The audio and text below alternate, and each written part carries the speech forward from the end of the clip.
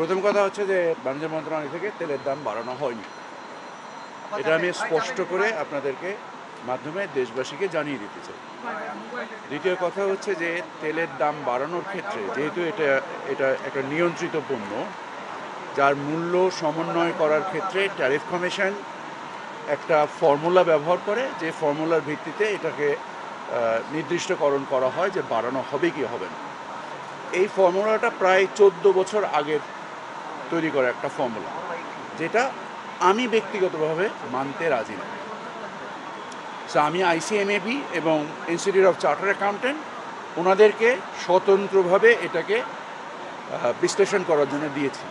এই রিপোর্টের একটা খসড়া রিপোর্ট আইসিএমএবি থেকে গতকাল আমার হাতে এসে পড়ছে, এবং ইনস্টিটিউট অফ চার্টার অ্যাকাউন্টেন্ট থেকে রিপোর্টটা এখনও আসেনি। সো এই মধ্য অবস্থায় তেলের দাম বাড়ানোর বা এই বিষয়ে সিদ্ধান্ত গ্রহণের কোনো অবকাশ নেই। কিছু কিছু মিডিয়া, তেল কোম্পানির মালিকানাধীন কিছু কিছু মিডিয়া এরকম কিছু নিউজ তৈরি করছে বলে আমার দৃষ্টিগোচর হয়েছে। আমি তাদেরকে স্বনির্বন্ধ অনুরোধ করব এই ধরনের সংবেদনশীলতা তৈরি না করার জন্য। তেলের দাম বৃদ্ধি হবে কি হবে না এটার পুরো বিশ্লেষণ বাণিজ্য মন্ত্রণালয় করে বাস্তবমুখী সিদ্ধান্ত নেবে। এখনো পর্যন্ত এই ধরনের কোনো সিদ্ধান্ত না। আজকের পরে যদি তেলের দাম বেড়ে যায়,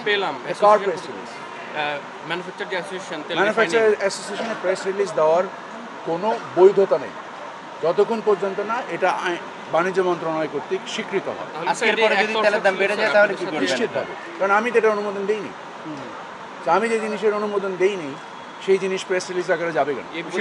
আজকে যদি এটার প্রভাব পড়ে বাজারে, বাণিজ্য মন্ত্রণালয় তেলের দাম নির্ধারণ করার এখতিয়ার নাই, কারণ ব্যবসা করে তারা জানেন আন্তর্জাতিক বাজারে সয়াবিনের দাম কত। বা আপনার তথ্য সঠিক নয়, এটা একটা নিয়ন্ত্রিত পণ্য।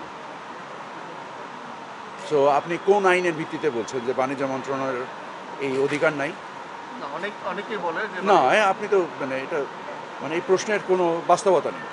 এটা বাণিজ্য মন্ত্রণালয় স্থির করে থাকে, যে কয়েকটা পণ্য স্থির করে তার মধ্যে তেল একটা, সকল পণ্য তো করে না।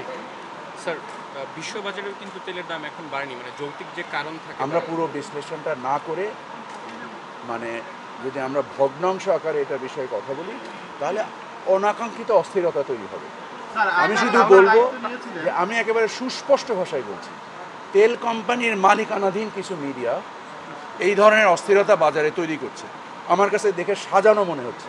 তাহলে স্যার আপনি যেটা বললেন যে চার্টার্ড অ্যাকাউন্টের যে রিপোর্টটা আপনার কাছে এসেছে, তাহলে আপনি এটা কবে নাগাদ নির্ধারণ করতে পারবেন? কোনটা?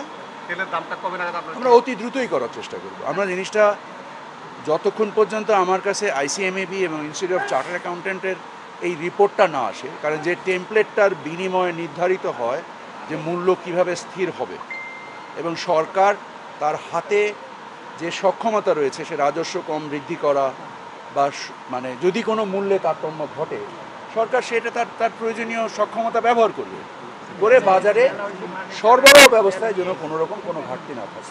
সংগঠনের এই দামটি যদি কার্যকর ফার্নিচার মেলায় আসছি, একটা প্রশ্ন, যদি আজকের প্রভাবটা বাজারে পড়ে তাহলে আসলে আপনারা কি ব্যবস্থা নেবেন? যদি আজকে যে দাম বাড়ার খবরটা আমরা পেয়েছি, এটার প্রভাব যদি বাজারে পড়ে আপনারা কি ব্যবস্থা নেবেন? একটু এটা শেষ করি।